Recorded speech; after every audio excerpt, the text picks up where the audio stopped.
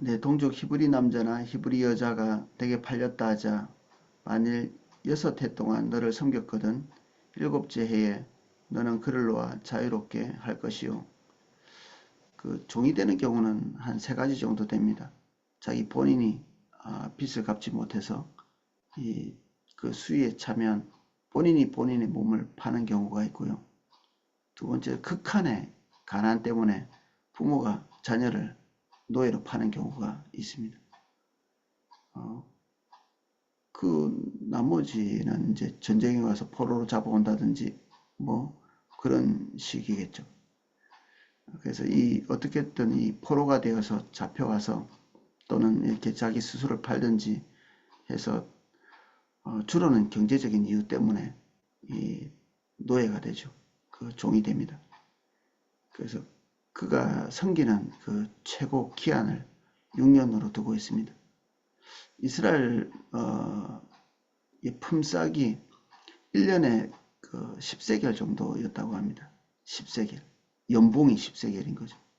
노동자의 임금이 10세겔 정도인데 노예가 30세겔이었다고 하거든요. 그러니까 이 3년치 연봉 뭐 오늘날로 치면 한 1억쯤 될까요? 보통 이제 더 많이 받는 사람도 있겠지만 3년치를 다 합쳐서 한 1억쯤을 못 갚으면 이제 노예가 된다고 볼 수 있죠. 그 남의 집에 들어가서 그냥 탕감해 주는 게 아니라 적절한 노동을 6년간 공급하고 충분한 보상이 되었다고 생각되는 6년 때쯤에 이제 그를 다시 놓아주고 해방시켜주는 어떻게 보면 이 빈민구제책이기도 하죠. 자기 개인의 삶을 잘 관리하지 못해서 경제적인 손실을 다른 사람에게 입혔을 때 이런 방법으로 이제 탕감을 하는 것입니다. 그러면 이 노예를 잡는 사람, 주인의 입장에서 하나님께서 말씀하고 계신 내용들입니다. 13절 그를 놓아 자유하게 할 때에는 빈손으로 가게 하지 말고 내 양무리 중에서와 타작마당에서와 포도주 틀에서 그에게 후히 줄지니 곧 내 하나님 여호와께서 내게 복을 주신 대로 그에게 줄지니라. 나갈 때 아무것도 주지 않고 빈손으로 가게 되면 다시 극심한 그 가난으로 인해서 다시 종이 될 확률이 많겠죠. 먹고 살 것도 없고 잘 것도 없고 그러니까 다시 새로운 출발을 할 수 있을 만큼 이 노예에게 적절한 재산을 좀 떼주도록 요구하고 있는 것입니다. 사실 그 자기를 몸으로 팔았을 때는 한 30세겔 정도니까 6년을 일하면 60세겔이 되잖아요. 그러니까 배는 더 열심히 일을 한 거죠.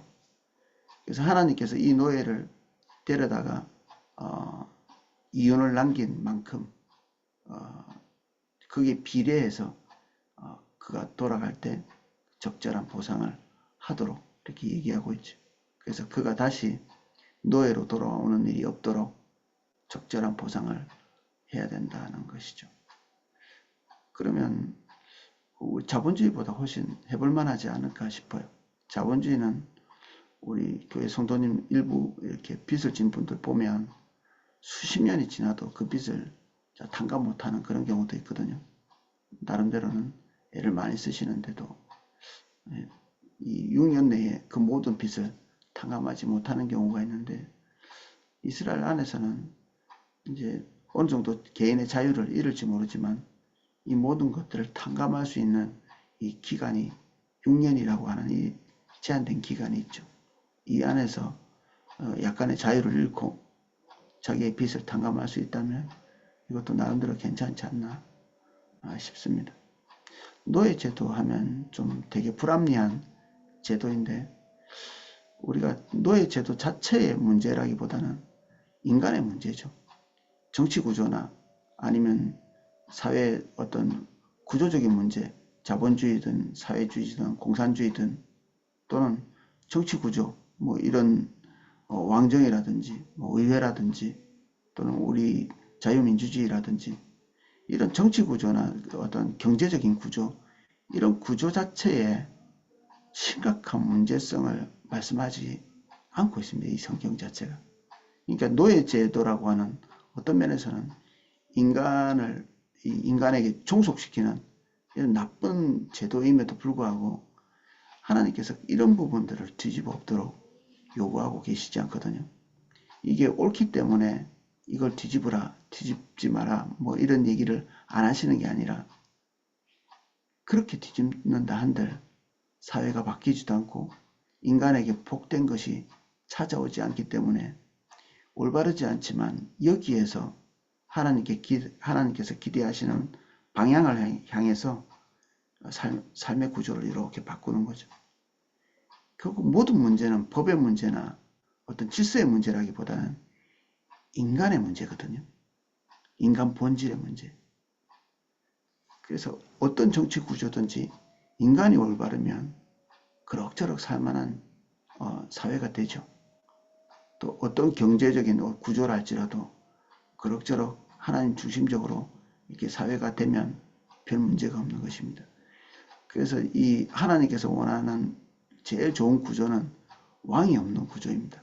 하나님이 왕이시기 때문에 하나님 그분은 완전한 통치를 하실 수 있는 분이라 하나님 그분이 왕이 되시면 모든 피조세계가 온전한 길로 갈 수 있겠죠. 근데 이스라엘 백성들이 사사기에 왕을 요구하기 시작하거든요. 근데 굳이 이제 인간들이 왕을 구할 때 절대 안 된다고 선을 그어놓지 않고 있습니다. 그래서 그들이 원한다면 여기 신명기 법에도 그들이 만약에 왕을 원한다면 이런 규정에 의해서 왕을 세우라 이렇게 얘기하고 있습니다. 하나님께서 가장 기대하시는 방향이 아님에도 불구하고 혹시 그런 정치 구조로 가야 한다면 최소한 요런 장치는 해놔야 된다는 얘기죠. 그래서 왕이 제멋대로 판단해서 국가 전체를 올바르지 않은 길로 인도하는 일이 없도록 하기 위한 조치를 취하는 거죠. 하나님께서 뭔가를 결정하시는 대부분의 구조가 그렇습니다. 확 뒤집어 엎는 혁명적 방법. 이게 정말 얼마나 바보 같은 일인지 혁명을 통해서 유토피아를 만든 나라가 없습니다.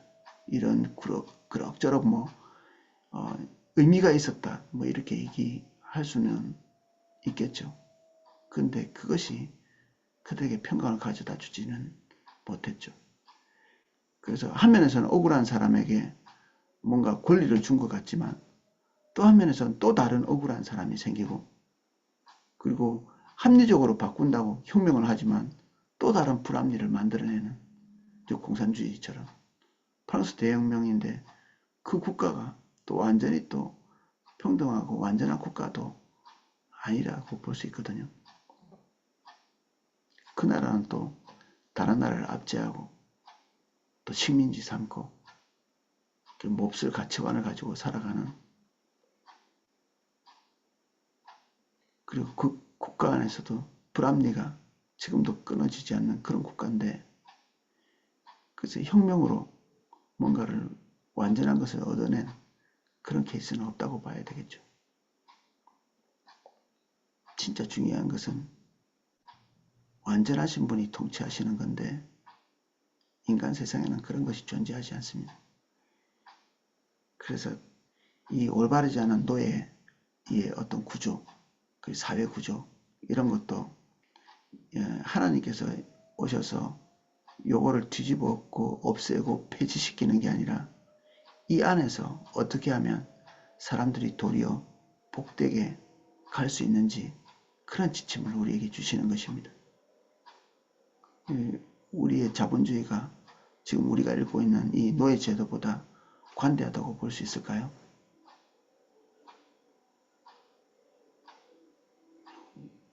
어쩌면 2배, 3배 더 혹독하다고 볼 수도 있거든요. 어떤 사람에게는 한없이 자유롭지만 북한에서 내려온 사람들이 뭐 더할 나위 없이 좋은 곳이야 라고 말하면서도 어떤 사람은 다시 북으로 넘어가기도 하고 그렇거든요. 너는 애굽 땅에서 종되었던 것과 내 하나님 여호와께서 너를 속량하셨음을 기억하라. 그것으로 말미암아 내가 오늘 이같이 내게 명령하노라. 이 사회, 지금 이 고대 사회죠. 이 사회에서 종과 주인과의 관계는 절대적인 군림을 할 수 있는, 주인이 노예에게 절대적 군림을 할 수 있는 그런 구조거든요. 이스라엘에서 노예에게 이런 대접을 하라고 얘기하는 것은 주변 국가에서는 찾아볼 수 없는 그런 구조죠. 죽는 날까지 생존의 여탈권까지도 가지고 있는 그런 구조로 노예 구조가 되어 있었기 때문에 하나님께서 이스라엘 백성에게 요구하시는 이런 구조는 주변에서 비교할 수 있는 것이 없었죠. 그래서 어떤 주인의 입장에서는 아니 내가 권리가 이거보다 더 있어야 되지 않나 이렇게 생각할 수 있겠지만 하나님께서 15절에 말씀하시는 것은 너희들의 존재 자체가 노예에서부터 출발했기 때문에 그 어떤 곳보다도 더 혹독했던 노예의 삶을 그들이 몸소 살았기 때문에 그것이 얼마나 불합리한지 알고 있는 거죠. 그래서 하나님께서 어떤 사람을 하나님의 종으로 쓰고 주님의 뜻 가운데 같이 동행할 자로 부르실 때는 어떤 면에서는 그 불합리한 것이 어떤 것인지 체득하는 기간을 주십니다. 불합리를 체득하는 기간. 노예 제도의 불합리를 체득하는 기간. 나그네의 불합리를 체득하는 기간.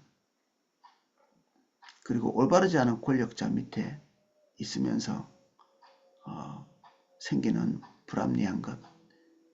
그것이 무엇인지를 아는 그런 기간을 보내죠.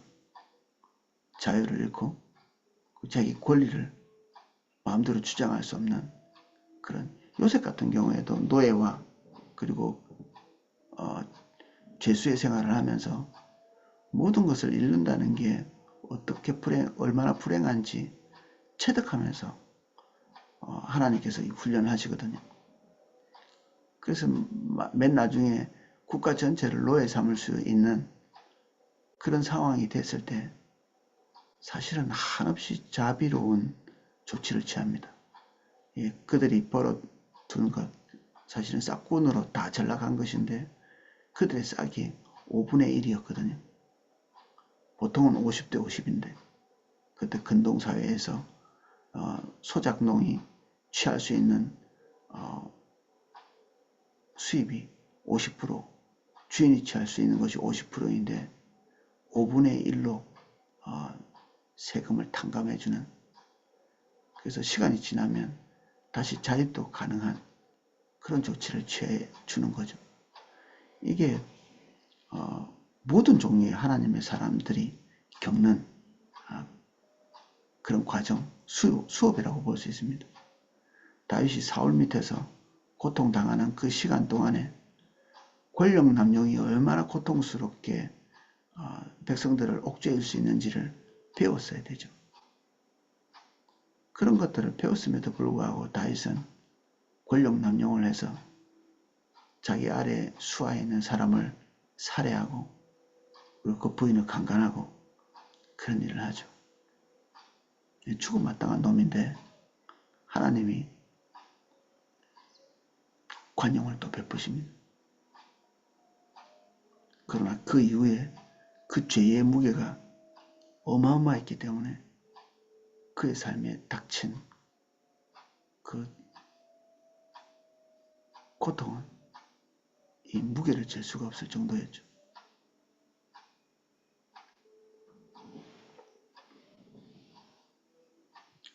종이 만일 너와 내 집을 사랑함으로 너와 동거하기를 좋게 여겨 내게 향하여 내가 주인을 떠나지 아니하겠노라 하거든 자기가 스스로 자기 삶을 경영하는 것보다 주인의 집에 들어가니까 사는 삶의 퀄리티가 훨씬 높다 이렇게 판단하거나 아니면 주인이 여자 노예를 그에게 줘서 가정을 꾸리게 만드는 경우, 그러면 나갈 때는 이 여종은 주인의 소유물이기 때문에 이 가족 전체를 놓고 나가야 됩니다. 그래서 가족과 함께 살겠다고 결정할 때만, 이곳에 영원히 거주하겠다고 이제 결정할 때만 주인이 준 그 여자 노예와 결혼하는 그런 판단을 내려야 되겠죠. 뭐 거기서도 이 무분별해 가지고 그냥 뒷일을 생각하지 않는다면 그는 평생 뭐 그의 삶에 자유케 되는 일은 경험할 수 없거나, 또는 마지막에 가족과 어려운 일을 겪어야 되겠죠. 이 종이 됐다는 것 자체가 어떤 면에서는 자기 삶에 대해서 무분별하다, 이런 기본 전제가 있겠죠. 이게 분별력 자체도 도덕성이고 능력이거든요. 그리고 지성도 마찬가지고, 돈을 벌 수 있는 이 자기 경제 생활을 잘 꾸려갈 수 있는 이 규모 있는 삶도 사실은 태어날 때부터 결정된다고 하는 사람들도 있습니다. 우리는 공정한 경쟁을 하기 때문에 지금 내가 누리고 있는 것을 마음껏 향유하고 이래도 떳떳하다, 이렇게 생각할 수 있습니다. 근데 성경은 뭔가를 많이 가진 사람에게 자꾸만 하나님께서 뭔가를 더 요구하시죠. 경제적인 부분이나 지적인 부분이나, 그리고 권력의 부분이나, 뭔가를 더 많이 가지고 있다고 생각되어지는 사람들이 해야 될 의무나 책임이 조금 더 많은 그런 구조를 가지고 있습니다. 이 신명기가. 그 말은 그들이 공정한 경쟁을 통해서 출발해서 지금 현재 누리고 있는 많은 혜택들을 자기 상급으로 이렇게 여길 수 있는 그런 여지가 허용이 안 되는 겁니다. 하나님께서 그들에게 재물을 얻을 수 있는 능력도 주셨고, 그리고 좋은 부모를 만나서 적절한 훈육을 받으면서 규모 있는 삶을 살 수 있도록 삶의 구조로 그렇게 훈련받을 수 있었던 것도 완전히 공정한 거라고 볼 수는 없겠죠.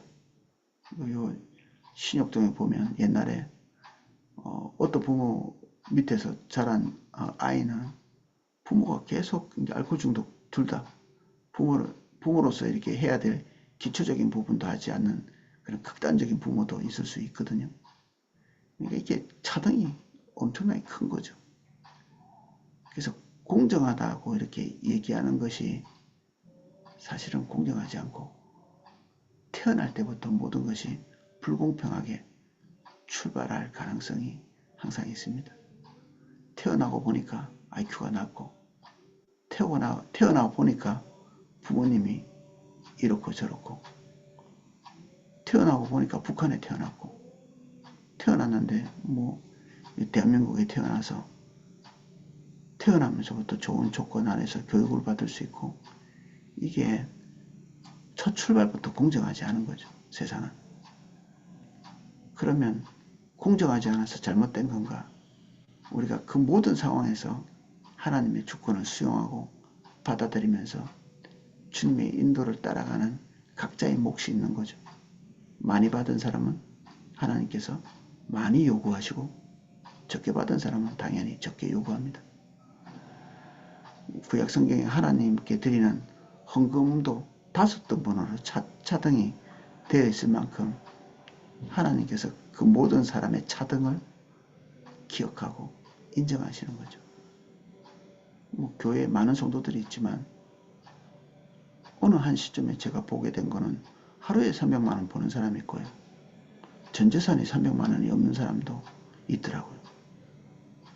아무것도 없이 그냥 한 20년 전 일이었지만 제가 그걸 본 적이 있습니다.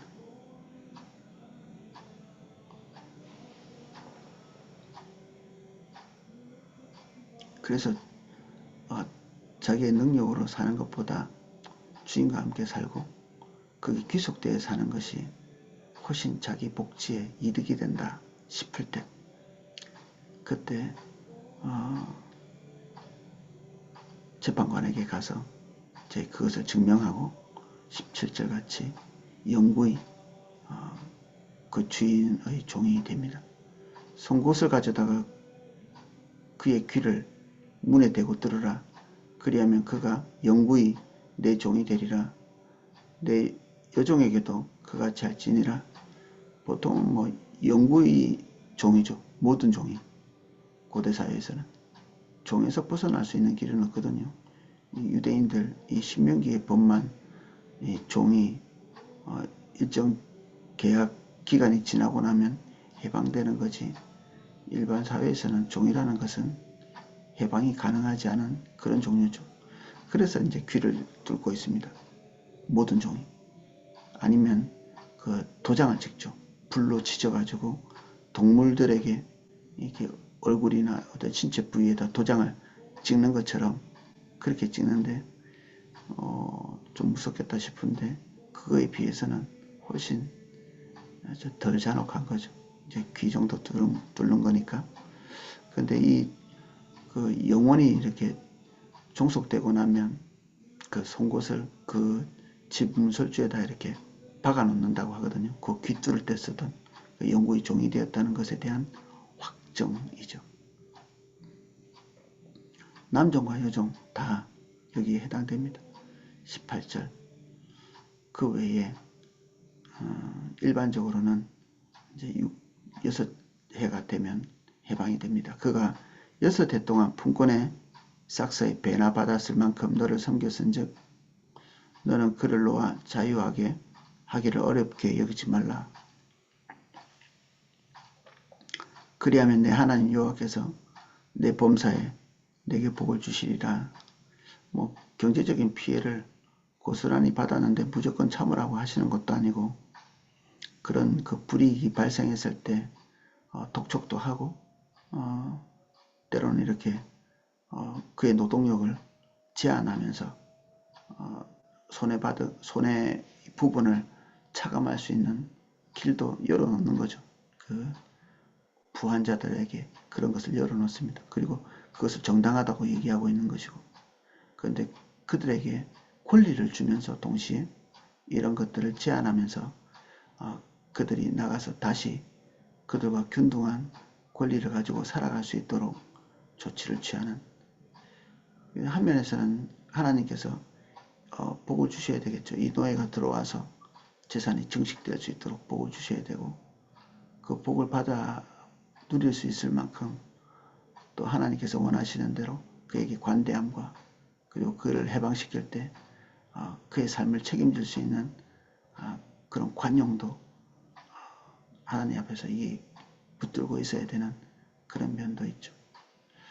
그래서 우리는 뭐 어떤 면에서는 오늘날에 보기 어렵다고 하는 노예 제도를 보고 있는데 범사에 사실은 비슷하게 적용하고 갈 수 있는 부분이 있습니다. 우리가 고용하고 있는 사람들, 그들은 사실은 그들이 가지고 있는 시간과 권리를 월급을 주고 우리가 가져오는 거죠. 그러면 이 기본적인 원리에 대해서 비슷하게 적용할 수 있는 부분이 있을 것입니다. 그가 여기에서 성실하게 일했을 때 그가 나가서 다시 독립할 수 있는 적절한 보상, 당연히 뭐 지나친 보상은 아니겠죠.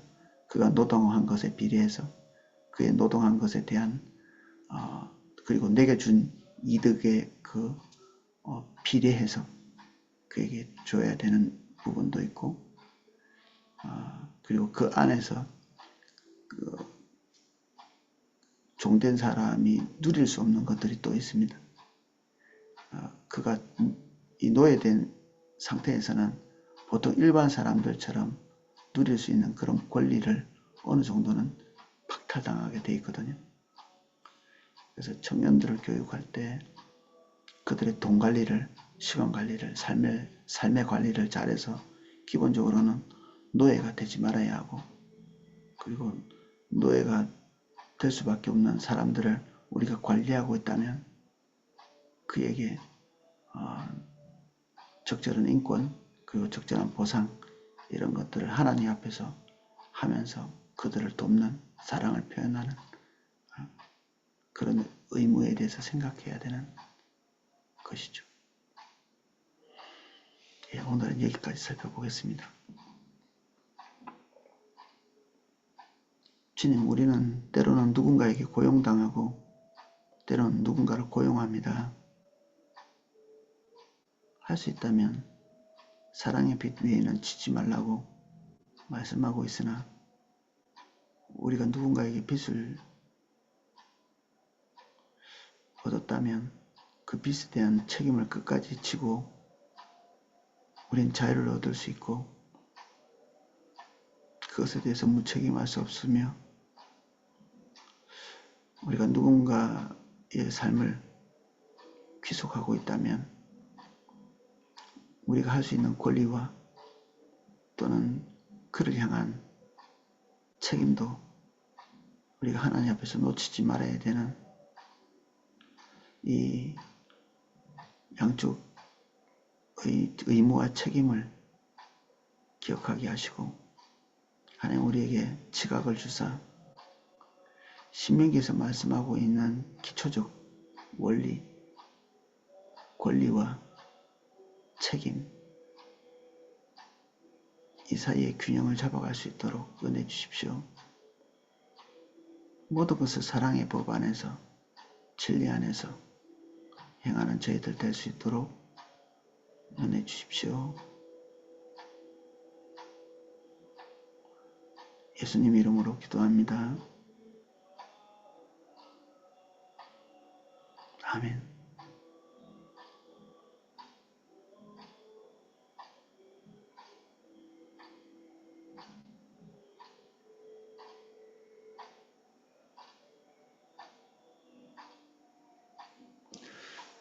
네, 각자 기도하실 수 있도록 음악을 방송해 드리겠습니다.